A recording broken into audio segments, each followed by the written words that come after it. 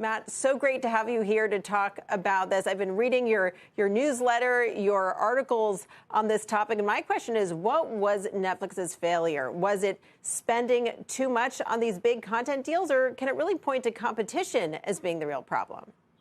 I think both are a factor here, because for the last 10 years, Netflix has operated under the guiding force that spending is going to lead to scale. And in many ways, they got there. They are the industry leader with 222 million subscribers around the world, but it has come at a big cost. They are expected to spend about $19 billion this year on content. And keep in mind, they don't air sports. So that is all going to creators around the world and people like Shonda Rhimes and Ryan Murphy, who have been extremely expensive.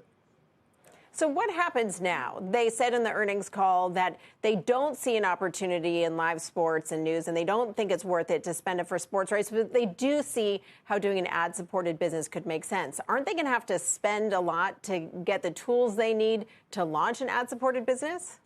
Well, that's the big question, is how they're going to implement it. And launching ad-supported businesses is not that easy. And I think you got to have an entire infrastructure around that. And you've got to be prepared to share information with your advertisers. And Netflix's big secret over the past decade has been it hoards data. It knows what people are watching and it tailors content for them. And it doesn't share that when it doesn't suit their interests. So they're going to have to be a little bit more transparent if they have an ad business.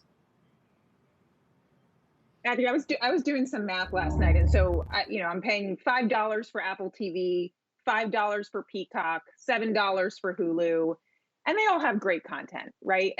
To me, as a user, I'm paying nearly $20 for Netflix at this point because I want all these plans and everyone in the house to be able to stream it.